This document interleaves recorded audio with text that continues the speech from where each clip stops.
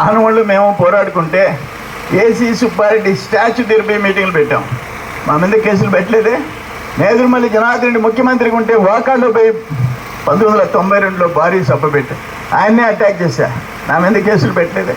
18 కేసులు నా మీద, క్రిమినల్ కేసులు. ఈరోజు నామినేషన్ పత్రంలో మెన్షన్ చేసుకోవాల్సిన పరిస్థితి వచ్చింది. ఎవరి కారణం? కాకాని గౌతమ్ రెడ్డి.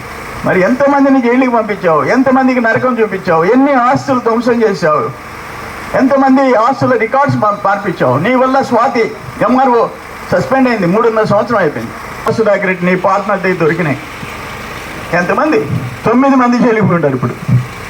ఇక్కడ ఇరువురులో రైస్ మిల్ రాజారెడ్డి ప్లస్ 4 ఎవరు షాపుల్లో పనిచేసి ఉద్యోగస్తులు జైల్లోకి వెళ్ళిపోయినారు. ఇంకా వాళ్ళ ఉద్యోగాలన్నీ పోయినట్టే కదా. ఆ రోజు 2014లో కల్తీ మద్యం తెచ్చావు, నువ్వు బేలు తెచ్చుకున్నావు. నీకు సప్లై చేసిన అప్పు మెడ్రాస్ అతను నీ కేసులో అరెస్ట్ అయినాడు, జైల్లో చచ్చిపోయాడు కదా. ఎంతమందిని బలి తీసుకుంటావు? నా మీద 1000 కోట్ల రూపాయలు విదేశీ పత్రాలు తయారు చేయించావు. వాళ్ళ ముగ్గురిని తీసుకుపోయి పోలీసులు అరెస్ట్ చేసి జైలుకి పంపించారు. నువ్వు లుంగి కట్టుకుని అడ్రస్ లేకుండా వెళ్ళిపోయి సుప్రీంకోర్టు పోయి బెయిల్ తెచ్చుకున్నావు. నువ్వు హ్యాపీగా ఉంటావు. నువ్వు కరోనా హౌస్లో, హోమ్ థియేటర్లో సినిమాలు చూసుకుంటా సంతోషంగా ఉంటావు. బట్ నీకోసం మాత్రం ఎవరైనా బలైపోవాల్సింది. అటువంటి పనులు మా జీవితంలో మా వల్ల ఒకరు కేసులు పెట్టించుకోవటం, మా వల్ల జైలుకి పోవటం నేను చూడలే. అందుకని మీ అందరికీ నేను మనవి చేస్తున్నా. ఆయవారిపాళెం బయట వచ్చింది తోడేరు పక్కన. ధైర్యంగా నిలబడండి, మోటుకుంటాం. ఎంత వాడినైనా నేనేం లెక్క చేసేవాడిని కాదు. నేను ఎవరిని లెక్క చేయను.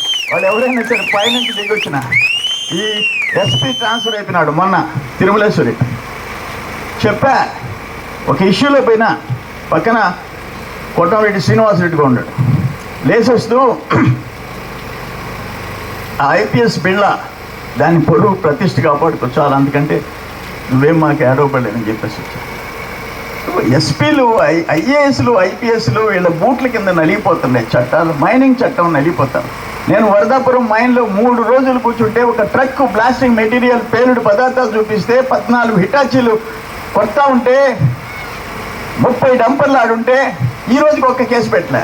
ఆగ్రాన ప్రధానమంత్రికి డిసెంబర్ 21 నేను పిటిషన్ పెడితే జనవరి 1 ప్రధానమంత్రి కార్యాలయం చూస్తే అప్పుడు మైనింగ్ ఆపుతారు. అంటే మీకు మాత్రం చట్టాలు లేవు.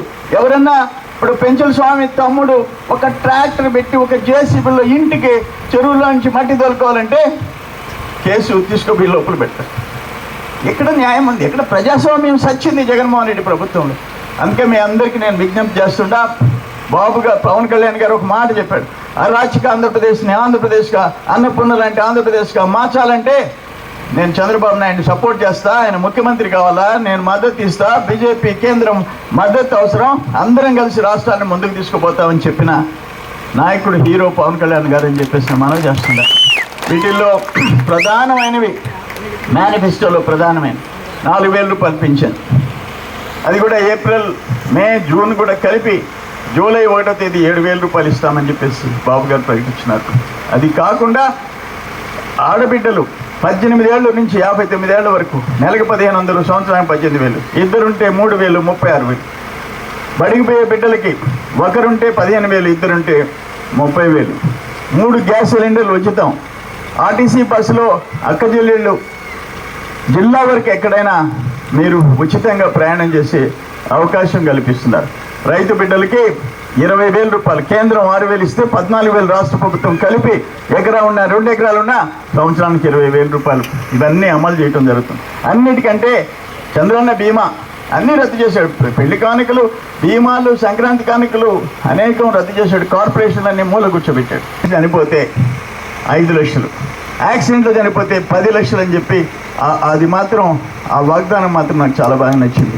ఎందుకంటే ఎవరైనా ఇంట్లో ఆదరణ వాళ్ళ మీద ఆధారపడి బతికే వాళ్ళు గబుక్కని దురదృష్టం చనిపోతే ఆ కుటుంబానికి కొంత రిలీఫ్ ఉండే బీమా పథకాన్ని అందరూ ప్రజలకు తీసుకుపోవాలని చెప్పేసి తెలియజేసుకుంటూ మీ అందరి దగ్గర సెలవు తీసుకుంటున్నాను. నమస్కారం.